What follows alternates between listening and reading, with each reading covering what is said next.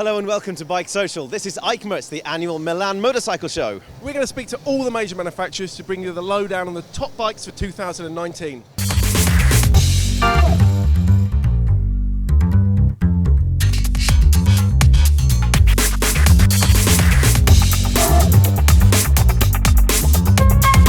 Hi, I'm John from Bike Social. I'm here at the Kawasaki stand and we've got the second phase of their performance promise. I'm with the European PR manager Martin Lambert. Now Martin, we've seen first of all the new H2 SX SE Plus. What can you tell me about that bike? Well, it's really all whistles and bells. We introduced the H2 SX and the SE in Portugal, and fantastic reception for the bike. And then the inevitable questions came in the write-ups.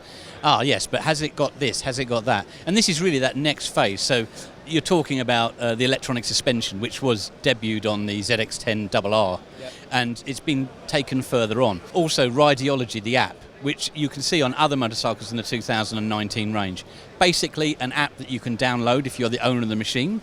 You can pair with the machine, and you can look at basic things of the machine on your smartphone screen. You can look at things like battery level, fuel level. You can even look at things like service intervals.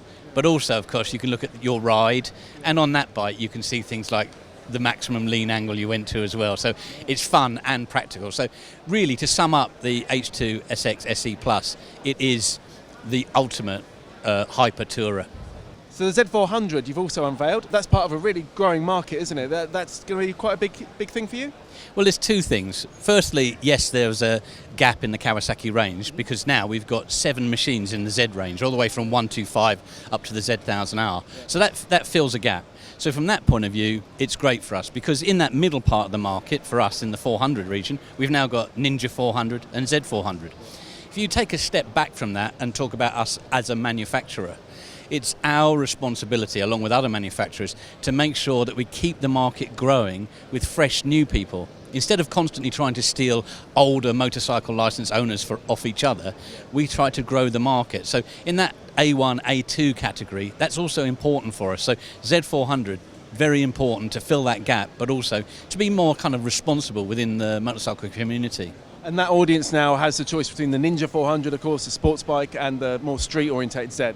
Absolutely, and if you look at that middle part, that A2 range, there's quite a lot of bikes that sit in that now in the Kawasaki range. And the Z400, it just fills that gap in the Z range. Now we've got a constant Ninja range from 125, all the way up to the big bikes, and now with the Z range, again, from 125 all the way up to the largest bike. So it kind of rounds things off for us.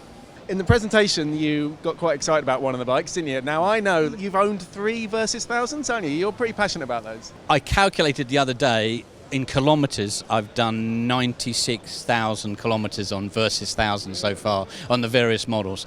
And they have gone step by step, better and better. I love the bike. I mean, I come to these shows and I always go to the airport on my motorbike. I ride my bike all the time. It's got such good luggage capacity. I can get all my stuff on the bike when I leave it at the airport.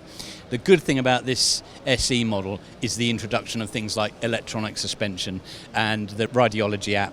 It just ticks off all those things that's what I would have as a customer. So for me, it's the perfect package. Now, I understand the new Versys comes with an IMU-based traction control and ABS? Mm-hmm. Yes, there's cornering management function in the cornering, there's advanced ABS, and of course that also speaks to the Rideology app as well. So it can gather all the sort of material, and you can pair with your motorcycle and then sit down on your sofa at night and look at the ride you did, look at various things on the app, and then for this model and the other ones like the H2 SX SE Plus, you can sit at home and change the suspension settings and all those sorts of parameters. And the next time you go to your bike and turn it on and pair your phone with it, you can hear all the servos going as the suspension adjusts itself just from your smartphone screen. So it's quite a cool app as well. That is cool. I'm pretty geeky, so that really appeals to me. On the more classic side, you've also announced that the W800 is coming back. Yes, I mean the W series is really felt strongly in the heart of KHI. 1966 was our first W, the W1. At the time, the largest capacity motorcycle made in Japan. And it's got a lot of heritage for us, and there's a warm feeling about it. So the W800 is back. Important thing really in terms of headlines is it is very new. Although it looks similar to the previous W800. In fact, something like 90% of the parts are new.